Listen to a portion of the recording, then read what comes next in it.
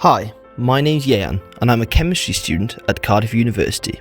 This is the final video of our Catalysis series where I will show you how catalysts are used in day-to-day life. The world of catalysis is enormous. It is all around us and affects many aspects of our everyday lives, even though you might not realise it. In this video we will cover some cool examples of catalysts, and I think you will be surprised that you may have actually been using catalysts all your life. The first example is one of the oldest, yeast.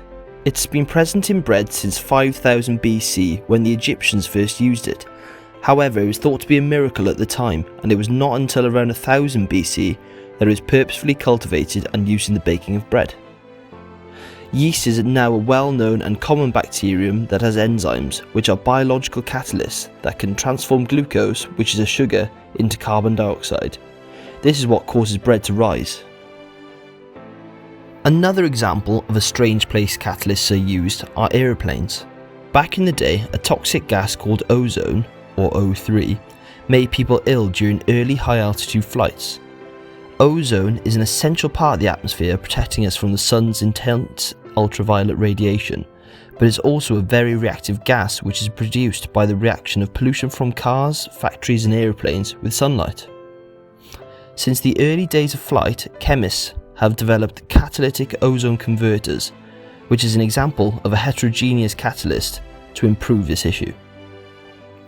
They convert the toxic gas into safe and breathable gases like oxygen and nitrogen.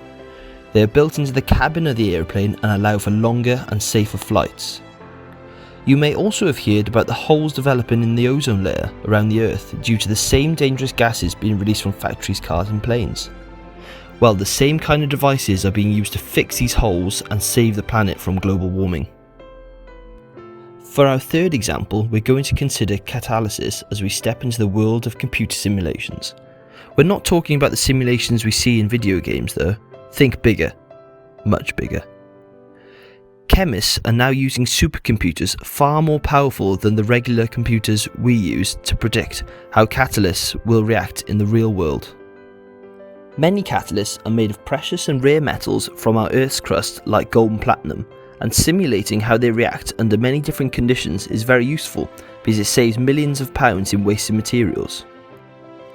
Chemists are also helping to protect the environment when designing new catalysts by using simulations rather than lab experiments, as it reduces industrial pollution and the release of the harmful gases that were mentioned earlier.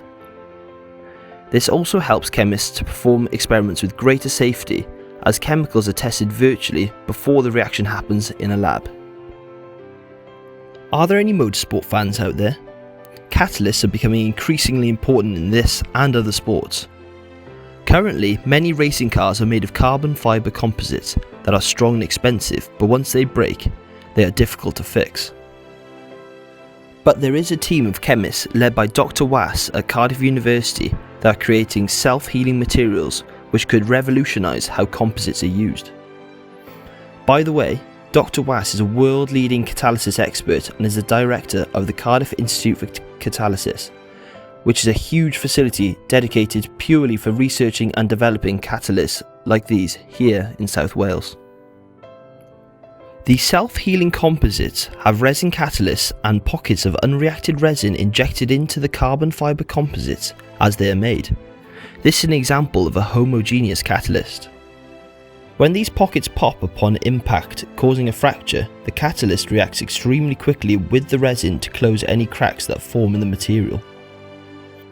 This technology can also be used when making aeroplanes, allowing tiny fractures to be repaired instantly upon impact by small stones, hail, or flying birds. Chemists are even looking at including a fluorescent dye in the resin catalyst pockets. After a flight, the aeroplane can have a UV light shone over it to reveal any sections where the aeroplane body has self-healed.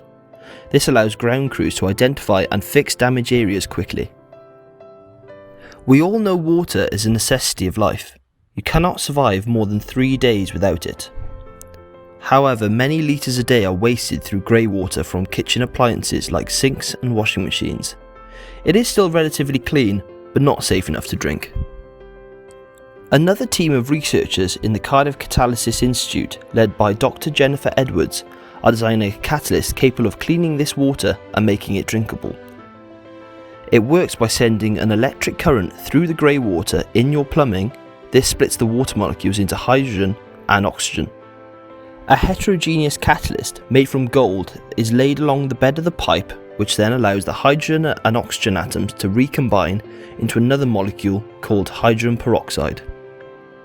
Hydrogen peroxide acts as a bleach and is able to kill almost all microbes, thus cleaning the water. The bleach is made in extremely low concentrations, and most of this is degraded back into water before reaching your taps, so it is safe for drinking. Now we look to the sky and think about what is beyond our atmosphere. The first rockets, which were solid fueled, were developed in 1232 in what we now know as China, and resembled modern fireworks, but it was not until 1926 that liquid fueled rockets have been used. At the moment, liquid rocket fuel has a couple of problems that still need to be solved, such as ignition delay, poor performance and storage difficulties. Chemists are looking into ways that a liquid homogeneous catalyst can be mixed in with the fuel to help improve poor performance issues. This research could help us travel longer and further in space, allowing us to explore further into our solar system and perhaps even beyond. Our final example is relating to something you use every single day. Not only are catalysts used in the production of plastics, but since 1950 the world has produced around 9 billion metric tons of plastic, and 5 billion of these have ended up as waste, which we can also help fix using catalysis. Plastic pollution is the result of many things we do as a society. When they are disposed in landfills, or thrown on the floor by litterers, they sit there for centuries, never breaking down, slowly getting washed into water sources, and improper burning of these materials creates air pollution. To help prevent further excess plastic ending up in the environment, we can use thermocatalytic degradation. This is where we add a catalyst at high temperatures to the plastics from landfills as they are heated to a liquid state, to either recycle the plastic or turn them into fuels. By liquefying solid plastic waste with hydrogen gas at high temperatures, we can produce liquid hydrocarbons, which are long chains of carbons and hydrogens. When the catalysts are added to this, they can form shorter length hydrocarbons ready for reuse as fuel. This minimises pollutions and is essential for our clean future. These are only a few examples of different catalysts, and there are far more in use throughout the world than we can describe in this video today. Do some of your own research and see how many other examples you can find. We hope that these videos have inspired you, and who knows, in the future, you could be the one inventing the next generation of catalysts. This brings us to the end of our video series. Why not go ahead and take the end of topic quiz to test your knowledge? Thanks for watching. I hope you had fun listening. Hope to see you again soon. Goodbye.